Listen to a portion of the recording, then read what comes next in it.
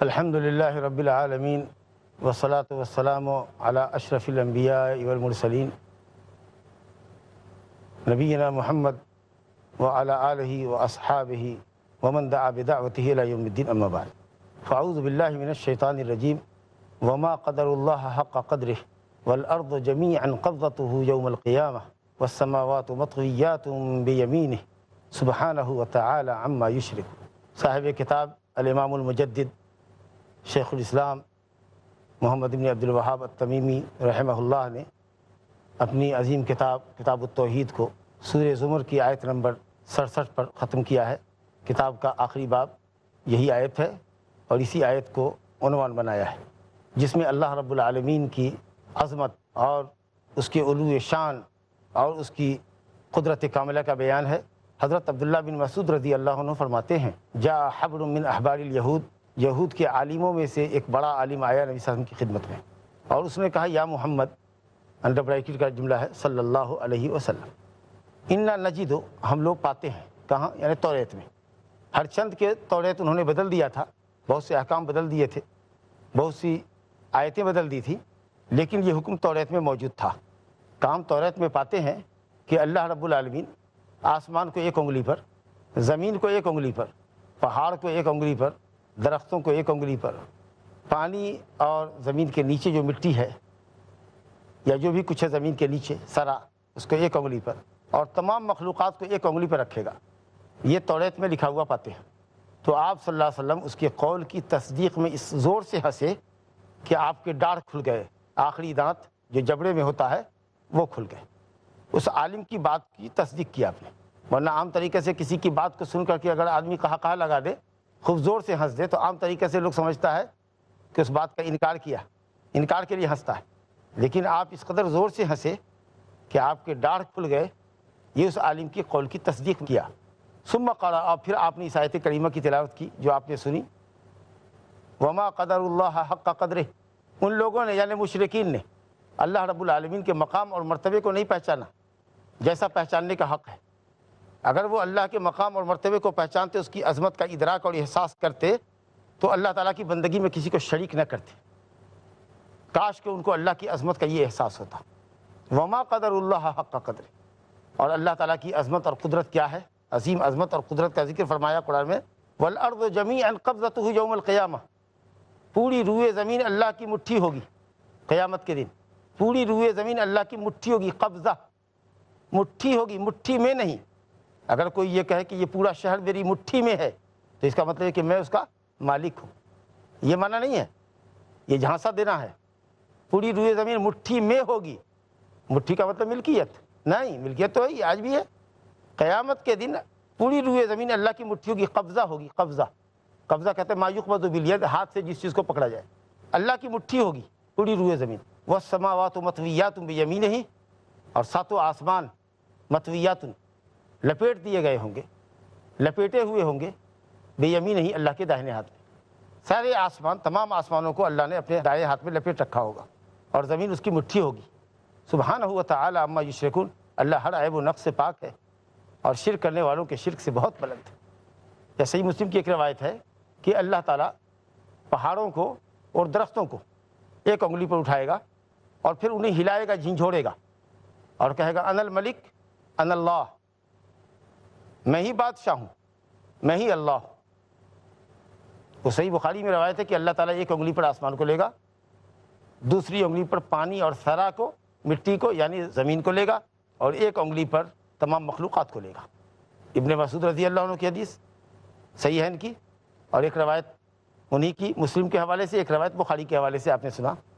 اس میں اللہ رب العالمین کے لیے انگلیاں ثابت کی گئی. اور قرآن مجید کی یہ آیت سورہ زمر آیت نمبر 67، اس میں اللہ رب العالمین کا دایاں ہاتھ ثابت کیا گیا ہے. ہم مومن ہیں تو ہمارے لیے ضروری ہے کہ اب اس بات کا اقرار کریں، ایمان اور یقین کی حد تک یہ بات مانیں، ہر شک سے پاک ہو کر، بلند ہو کر، اوپر اٹھ کر، کہ اللہ رب العالمین کے لیے ہاتھ ہے اور اللہ رب العالمین کے پاس انگلیاں بھی ہیں. ید کا جو معنی ہے، انگلی کا جو معنی ہے، حقیقی معنی وہی معنی مراد لیں، کوئی تعویل نہ کرے، کوئی تحریف نہ کرے، اور اللہ کے ہاتھ کو اور اس کی انگلی کو کسی مخلوق کی انگلی اور ہاتھ سے مشابہ نہ کرے. اگر آپ مشابہت سے بچ جائیں گے تو بہت بڑے فتنے سے بچ جائیں گے. نقص اور عیب وہاں لازم آتا ہے جب آدمی اللہ کی صفات کو بندوں کی صفات کے مشابہ قرار دیتا ہے، اللہ کے لیے کوئی مثال دیتا ہے، جیسے مشبہہ فرقہ جو اللہ کو مخلوق کے مشابہ گردانتا ہے. اور اسی تشبیہ سے بچنے کے لیے کچھ لوگوں نے اللہ کی صفتوں کا انکار کر دیا، حالانکہ جب اللہ کے پاس ذات ہے، اللہ کی ذات کو وہ بھی مانتے ہیں. اللہ کی ذات دوسری ذاتوں کے مشابہ نہیں ہے تو اللہ کی صفات دوسری مخلوق کے مشابہ کیوں ہوگی؟ اگر ہم یہ ثابت کریں، یہ عقیدہ رکھیں کہ اللہ کے پاس انگلی ہے جیسی اس کی شان کو زیب دیتا ہے، اللہ کے لیے ہاتھ ہے جیسا کہ اس کی شان کو زیب دیتا ہے. انکار پہلے کرو مثلیت کا، لیس کمثلہ شیء، اس کے مثل کوئی نہیں ہے. اس کے بعد ثابت کرو کہ وہ سمیع ہے، وہ بصیر ہے. ثابت کرو، پہلے نفی کرو لیس کمثلہ، مثلیت کی، مشابہت کی نفی کرو، اور اس کے بعد ثابت کرو الرحمن علی العرش استوی، الرحمن علی العرش استوی، لیس کمثلہ شیء پہلے کہو، اللہ کے مثل کوئی بھی نہیں. پھر بولو اللہ عرش پر مستوی ہے، بلند ہے. تو سوال ہی نہیں ہوگا کہ کیسے بلند ہے، کیسے بتائیں گے جب اس کے مثل کوئی نہیں ہے تو کیسے بتائیں گے؟ تو امام راضی رحمۃ اللہ علیہ جو معتزلہ کے امام تھے، بعد میں اللہ نے ان کو ہدایت دی اور سلفی منہج پر آئے عقیدے کے باب میں، تو انہوں نے یہ کہا کہ صحیح بات یہی ہے جو سلف کا طریقہ ہے کہ مثلیت کی نفی کرو، کہ اللہ کے مثل کوئی نہیں ہے، اور اس کے لیے صفت کو ثابت کرو. اگر آپ قرآن حدیث پر ایمان رکھتے ہیں اور سلف صالحین صحابہ اور تابعین کے طریقے کے مطابق آپ قرآن حدیث کو سمجھتے ہیں اور اللہ کی صفات کو اسی طریقے پر سمجھتے ہیں جس طریقے پر نبی صلی اللہ علیہ وسلم نے سمجھا اور صحابہ کرام نے سمجھا، کہ آپ نے کبھی اللہ کی صفت کی کوئی مثال نہیں بیان کی، اور صحابہ کرام میں سے بھی کسی نے کبھی یہ سوال نہیں کیا کہ رب تعالیٰ کی انگلی کیسی ہے، رب تعالیٰ اترتا کیسا ہے، چڑھتا کیسے ہے، اللہ کا ہاتھ کیسا ہے، اللہ کے آنکھ کیسے، یہ اللہ کے نبی نے نہ بیان کیا، اور نہ کبھی کسی صحابی نے آپ سے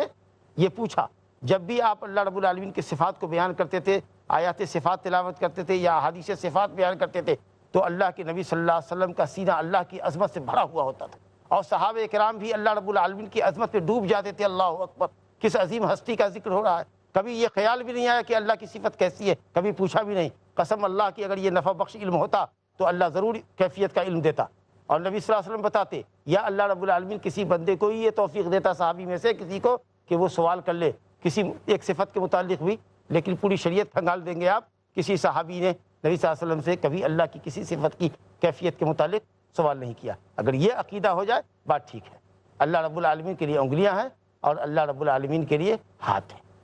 ابھی قرآن کی آپ نے ایک آیت سماعت کی، سورہ زمر کی آیت. اس کے بعد مسلم شریف کی ایک دوسری حدیث اس باب میں آئی ہے حضرت عبداللہ بن عمر رضی اللہ عنہ سے، کہ حضرت عمر رضی اللہ عنہ کہتے ہیں کہ رسول اللہ صلی اللہ علیہ وسلم نے فرمایا، اللہ رب العالمین ان اللہ یطوی السماء یوم القیامہ ویجعلہن فی یدہ الیمنی الی آخر الحدیث. ساتوں آسمان کو اللہ رب العالمین لپیٹے گا اور اس کو اپنے داہنے ہاتھ ملے گا، اور اللہ رب العالمین ساتوں زمین کو، ساتوں طبق زمین کو، حدیث میں تو کثرت سے آیا کہ زمین سات ہے، قرآن مجید میں سورہ طلاق کی آیت نمبر 12 میں ہے، اللہ الذی خلق سبع سماوات ومن الارض مثلہن. اللہ نے 7 آسمان بنائے اور 7 آسمان جیسے ہی زمین بنائی. سبع سماوات نہیں کہا ومن الارض مثلہن، آسمان کے مثل اللہ نے زمین بھی بنائی، تو 7 زمین بھی. سورہ طلاق آیت نمبر 12 میں کئی حدیثوں میں آیا کہ 7 طبق زمین ہیں، تو 7 طبق زمین کو اللہ رب العالمین بائیں ہاتھ میں لے گا. معلوم ہوا کہ اللہ کے 2 ہاتھ ہیں، اور اس حدیث سے جو صحیح مسلم کی ہے، ایک ہاتھ دایاں ہے اور ایک ہاتھ بایاں ہے. صحیح مسلم کے اندر ہی حضرت عبداللہ بن عمرو بن عاص رضی اللہ عنہ سے حدیث ہے کہ نبی صلی اللہ علیہ وسلم نے فرمایا وکلتا یدیہ یمین، اللہ کے دونوں ہاتھ دائیں ہیں. تو اگر کنفیوژن آئے کہ ایک حدیث میں ہے کہ دونوں ہاتھ دائیں ہیں اور اس حدیث میں ہے کہ دایاں اور بایاں ہے، دایاں ہاتھ میں اللہ آسمان کو لپیٹ کر لے لے گا اور بائیں ہاتھ میں پوری زمین کو لپیٹ لے گا، تو اس کا کیا جواب دیں گے؟ جواب یہ دیں گے انشاءاللہ تعالی، اہل علم نے جواب دیا ہے کہ اللہ کے دونوں ہاتھ دائیں ہیں، یعنی دونوں ہاتھ کی قوت برابر ہے، اور دونوں ہاتھ برکت میں، خیر و برکت میں، عطا و بخشش میں ایک جیسے ہیں، برخلاف انسانوں کے، کہ انسانوں کے ایک ہاتھ میں زیادہ طاقت ہوتی ہے اور دوسرے ہاتھ میں کم طاقت ہوتی ہے. جو رائٹ ہینڈر ہوتا ہے اس کے لیفٹ ہینڈ کے اندر طاقت کم ہوتی ہے، اور جو لیفٹ ہینڈر ہوتا ہے کام بائیں ہاتھ سے کرتا ہے اور اسی کا عادی ہوتا ہے تو دائیں ہاتھ میں اس کی طاقت کم ہوتی ہے، وہ اتنا ایزیلی وہ کام نہیں انجام دے سکتا دائیں ہاتھ سے جتنا وہ بائیں ہاتھ سے انجام دیتا ہے۔ اللہ رب العالمین کا دونوں ہاتھ دائیں ہے، دونوں ہاتھ ایک جیسا ہے، قوت میں، برکت میں، بھلائی کے اندر، یہ معنی اگر کر دیں تو ماشاءاللہ دونوں ہاتھ دائیں بھی ہوتے ہیں قوت میں، یمن اور برکت میں، اور ایک دایاں بھی ہوتا ہے ایک بایاں بھی ہوتا ہے، جیسے کہ حدیث ہے، تاکہ تمام نصوص کے اوپر عمل ہو جائے۔ اور اس کے بعد رب العالمین فرمائے گا انا الملک۔ حضرت ابن عباس رضی اللہ عنہ سے روایت ہے، انہوں نے کہا کہ 7 طبق زمین اور 7 طبق آسمان اللہ کی ہتھیلی میں ایسے ہیں جیسے کہ تم میں سے کسی کی ہتھیلی میں رائی کا دانہ ہو۔ رائی کا دانہ انتہائی چھوٹا ہوتا ہے نا، کسی چیز کے صغر کو، کسی چیز کے انتہائی چھوٹے حجم کو بتانا ہوتا ہے تو کہتا ہے یہ چیز رائی کے برابر ہے۔ یہ بات بھی مثال کے طور پر تقریبی دی جا رہی ہے آپ کے دماغ سے، ہمارے دماغ سے بات کو قریب کرنے کے لیے، ورنہ حقیقت یہ ہے کہ اللہ رب العالمین کی قدرت کو، اس کی عظمت شان کو انسانی عقل سمجھ نہیں سکتی، انسانی فہم سمجھ نہیں سکتی، اس کا احاطہ نہیں کر سکتی۔ سمجھانے کے لیے بات کہی جا رہی ہے کہ ایسے سمجھو کہ جیسے تمہارے ہاتھ میں ایک رائی کا دانہ، ویسے ہی 7 طبق آسمان اور زمین اللہ کی ہتھیلی میں رائی کے دانے کے مثل ہے۔ تو اس حدیث میں اللہ کے لیے ہتھیلی بھی ثابت ہوئی، ماشاءاللہ تبارک اللہ۔ ایک اثر ابن جریر طبری رحمہ اللہ کے حوالے سے صاحب کتاب نے ذکر کیا ہے، وہ زید بن اسلم تابعی ہیں، انہوں نے نبی صلی اللہ علیہ وسلم سے روایت کی ہے، حدیث مرسل ہے لیکن سند میں ضعف ہے۔ ایک بریک لیتے ہیں، اس کے بعد سلسلہ جاری رہے گا۔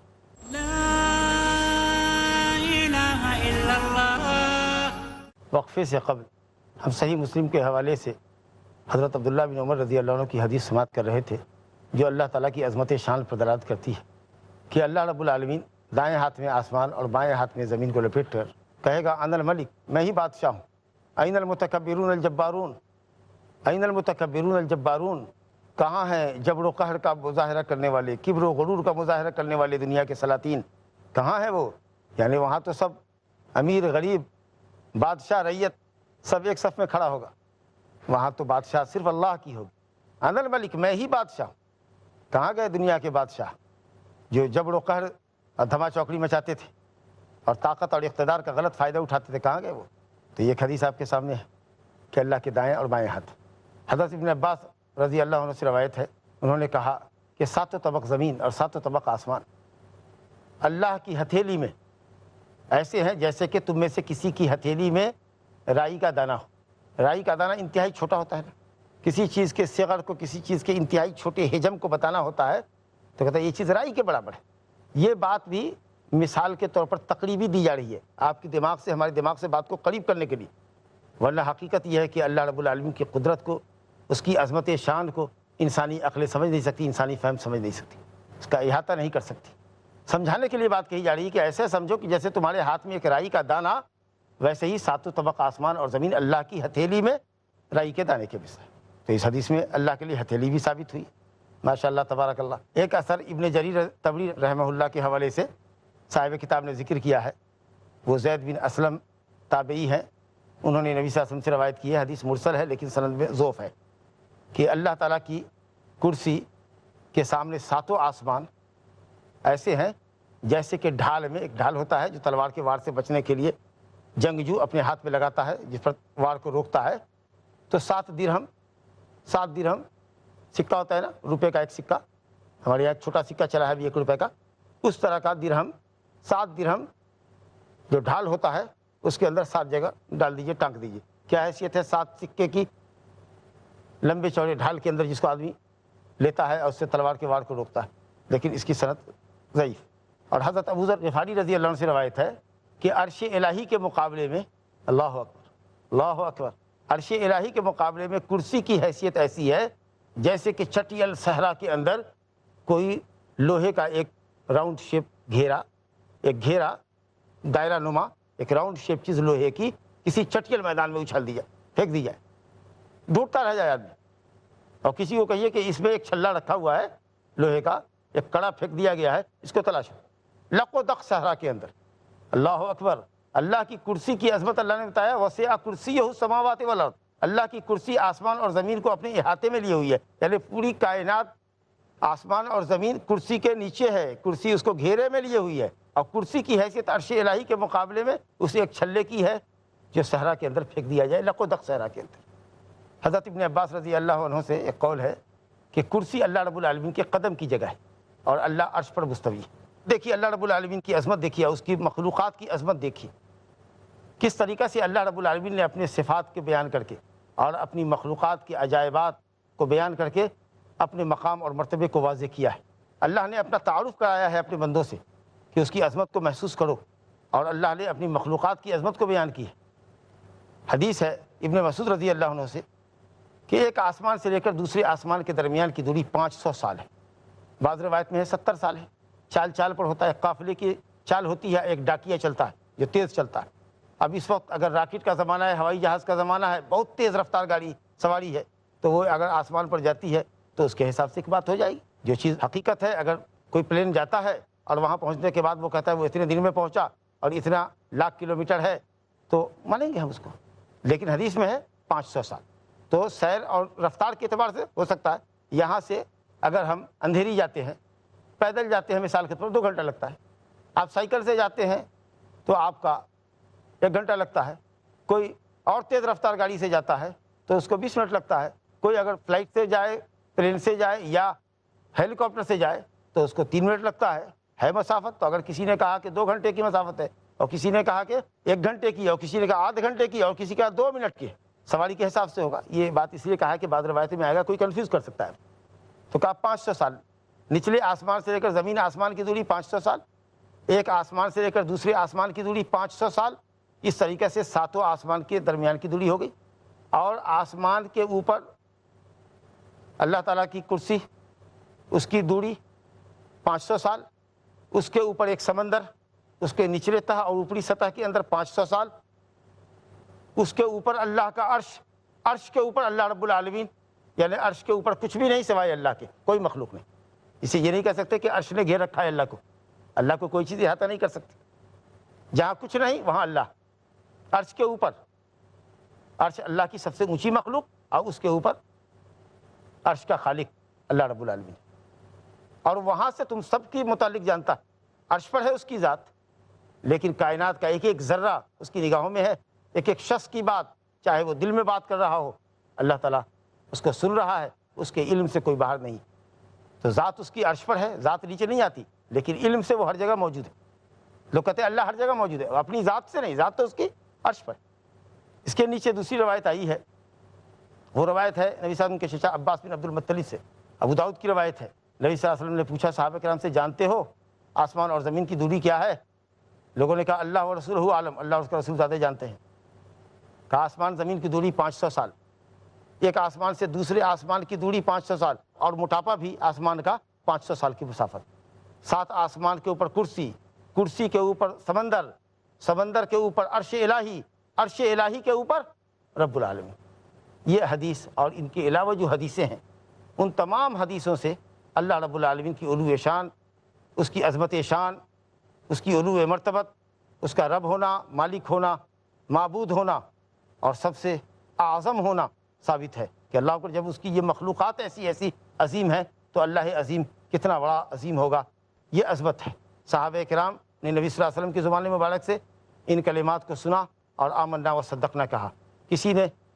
عقلی استحالہ نہیں پیش کیا کہ ایسا کیوں کر ممکن ہے، کیسے ہو سکتا ہے، ہماری عقل میں یہ بات نہیں آتی ہے، آمنا صدقنا کیا۔ اور جیسا کہ میں نے عرض کیا وقفے سے قبل کہ کسی ایک صحابی نے بھی کبھی صفات کے متعلق، اللہ کی عظمت کے تعلق سے کوئی ایسا سوال نہیں کیا جس سے ایمان پر حرف آئے، آمنا و صدقنا کیا۔ جن لوگوں نے فلسفہ پڑھا، علم کلام پڑھا، منطق پڑھا، اور اس میں شیطان ان کا معلم رہا، انہوں نے اللہ رب العالمین کی عظمت کا انکار کر دیا۔ سب سے پہلا شخص جاد بن درہم تھا جس نے اللہ رب العالمین کے عرش پر مستوی ہونے کا انکار کر دیا، اور کہا کہ وہ عرش کا محتاج ہو جائے گا اور عرش اس کو گھیرے میں لے لے گا، نعوذ باللہ۔ عرش اور عرش کے اوپر اللہ رب العالمین ہے تو عرش تو نیچے ہے، اللہ اوپر ہے، اور بائن من خلقہ، اپنی مخلوق سے الگ ہے، عرش پر بلند ہے اور عرش سے لگا ہوا بھی نہیں ہے، تو کیسے عرش کا وہ محتاج ہو جائے گا اور عرش اس کو گھیرے میں لیے ہوگا؟ چنانچہ عرش الہی پر اللہ کے مستوی اور بلند ہونے کا اس نے انکار کیا، اور اس سے یہ عقیدہ اس کے شاگرد جہم بن صفوان نے لیا، اور اس طریقے سے یہ عقیدہ بڑھا۔ یہ تابعین کا آخری دور تھا۔ چنانچہ اس وقت کے علماء نے زبردست نوٹس لی، امام اوزاعی نے، امام ابو حنیفہ رحمۃ اللہ علیہ نے، امام مالک رحمۃ اللہ علیہ نے، اسی طریقے سے لیث بن سعد مصری نے، حماد بن سلمہ نے، حماد بن زید نے، سفیان ثوری نے، اور دلیلوں کی روشنی میں اور خود عقلی دلیلوں کی روشنی میں بھی اس سے بحث کیا اور اس کے نظریے کو کنڈم کیا اور الحمدللہ اس طریقے سے عقیدہ امت کے سامنے ہے۔ اہل سنت والجماعت کا اتفاق ہے کہ اللہ رب العالمین عرش پر مستوی ہے، اس کی ذات عرش پر بلند ہے، عرش پر بلند ہے۔ یہ اہل سنت والجماعت کا متفق علیہ ہے اور فیصلہ ہے قرآنی آیات کی اور احادیث کی روشنی میں۔ 100 سے زائد استدلال امام ابن القیم رحمۃ اللہ علیہ اللہ کے عرش پر مستوی ہونے کے تعلق سے لکھا ہے، 100 سے زائد استدلال۔ خود قرآن مجید میں الرحمن علی العرش استویٰ کے تعلق سے کہ الرحمن عرش پر مستوی ہے، قرآن مجید میں کل 7 مقامات پر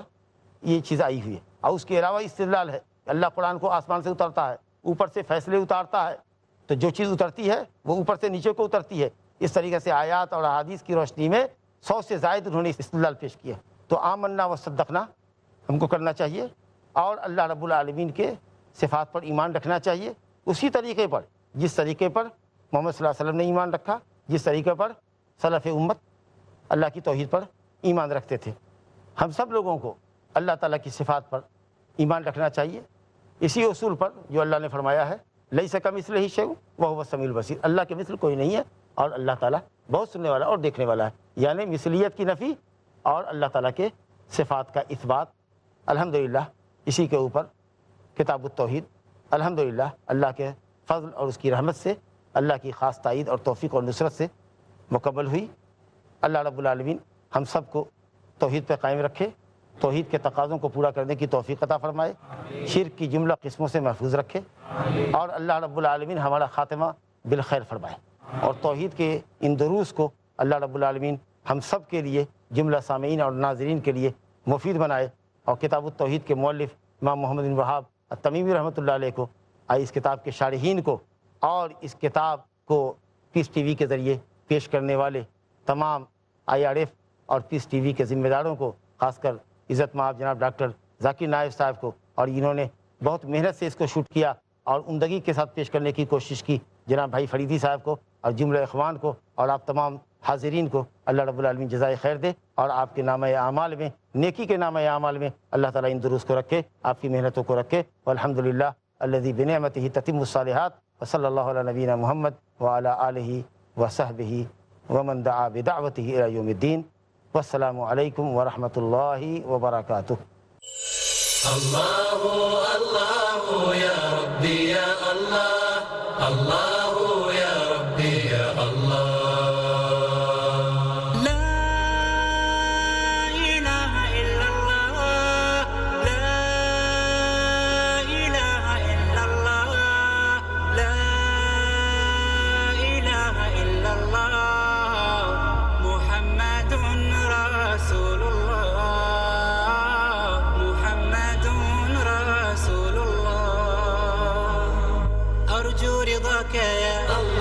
أنت الرحيم يا الله، هبني عطاك يا الله، أنت الكريم